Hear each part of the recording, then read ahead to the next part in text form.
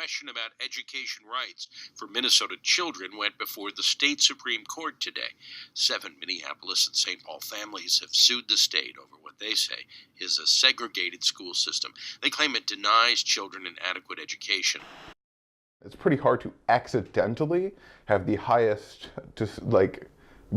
gap between achievements of particular groups of people. Like, that's not, like, how do you accidentally do worse than Wisconsin?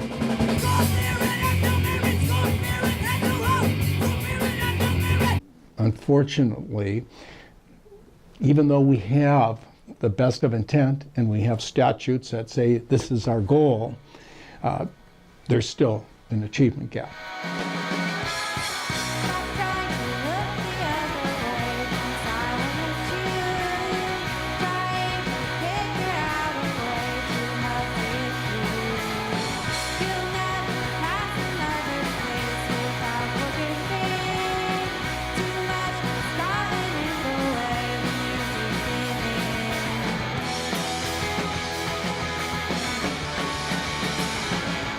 The achievement gap and school segregation go hand in hand. I think they're like this. Reducing school segregation is one of the ways that is proven to eliminate and, well, to reduce the achievement gap.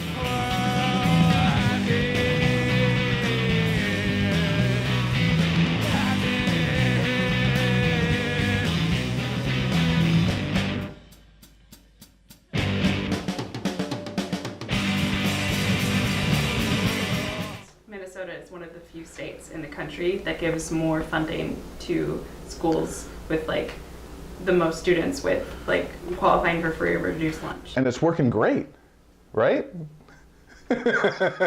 Like, it's all of our problems have been solved. Here's what school segregation does. It pulls resources apart. Anytime that you have these kind of resources that are not necessarily monetary, but are competency-based, and you have segregation, white people who tend to have more money and who tend to have more access to systematic structures that help them create advantages for themselves, they can pull those resources towards them. In effect, through choices, we do have too many schools that are racially segregated. Right, there's this idea that since there's an option to choose another school, therefore that nullifies all complaints you might have about wherever you are. That's like telling anyone who says that they have a bad job, just quit your job, right? And then go get another job.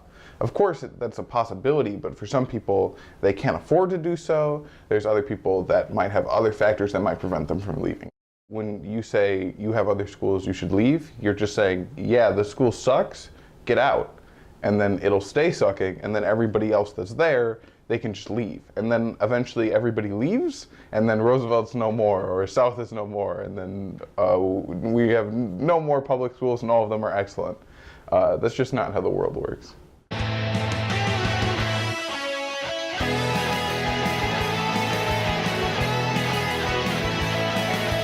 Compared to other cities, Minneapolis is Minnesota is one of the best funded states. We have put consequences that we can hold back some of the funding. We don't like to hold back, but if they aren't performing, and this is to be determined by the Department of Education, then we'd like to know, why aren't you achieving this goal?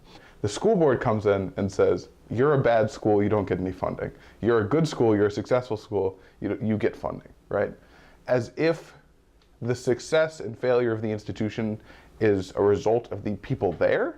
So we change the story from, this is a school that doesn't have enough resources, to this is a failing school. Then the failing school doesn't get funding, because why would you give funding to a failing school? It's not one that doesn't have enough resources. No, it fails. It's not working right. In American history, there's been a lot of times when people were prevented from living in one place or another place. And because of that, and though many of those rules have come down, we still find ourselves in circumstances where involuntary segregation exists. And in Minneapolis specifically, you can see that there are certain places where people tend to live who have money and people tend to live who don't have money.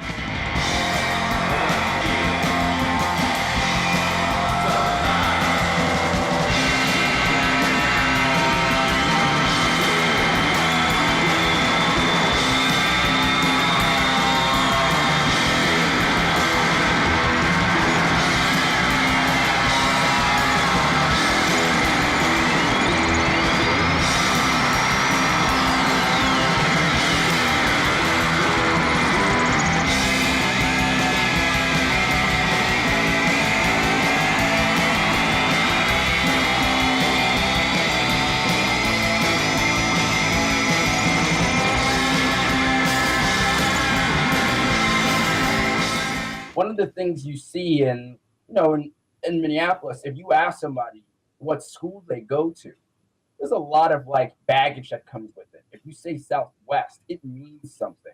If you say North, it means something.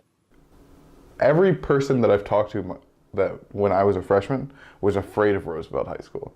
I think perceptions are that kids are rowdy and that they're out of control and you need armed guards and that kind of thing. It's just totally not true. You want black kids going to school with brown kids, going to school with white kids, going to school with Asian kids. You want poor white kids going to school with poor black kids who go to school with rich white kids, so they interact. And so all of the advantages get kind of spread through the demographic relatively equally. And I did this little experiment my sophomore year where I'd ask my teacher where they were from, and it would always be something like Apple Valley or someplace I'd never be able to afford to go. And then I'd be like, do you have kids? Where do they go? And they would never go to Roosevelt. If you dump money in, what is the money going to be used for? Programming, this, that, the other thing. But if you still can't hold on to a high quality teacher base, nothing else is going to matter. The more experienced teachers are going to be in the wealthier schools.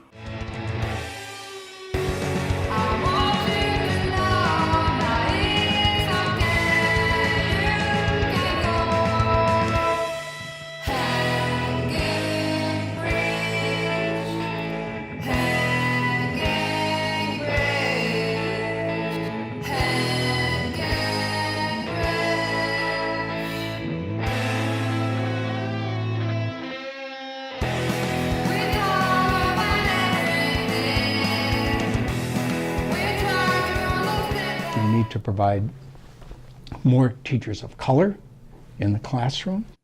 Black teachers kind of look out for black kids in a way that white teachers don't. And it's not because white teachers don't care. It's because there is just some sort of bias that is inherent in all of us. And if you can have all the so-called pedagogy or the knowledge of a subject, but if a teacher is not able to connect and to get into their mind and to their heart with that type of background, it's not going to be nearly as effective. If you look at other states, you see a much more diverse teaching pool. And that teaching pool, I think, is one of the reasons why other states have smaller achievement gaps. I think the schools are the best. Students are great, teachers are wonderful. Their case argues the state should be required to desegregate Minnesota schools. I see the difference that it makes on a kid that goes to a desegregated school and a kid that goes to a segregated school. The issue on the table is whether cases about the adequacy of an education are able to be addressed in court at all. The court took the case under advisement. It could overrule the appeals court's dismissal of the case and send it back to the district court for further argument. Or the justices could decide to dismiss the case. Covering education, I'm Solveig Wastvedt, Minnesota Public Radio News.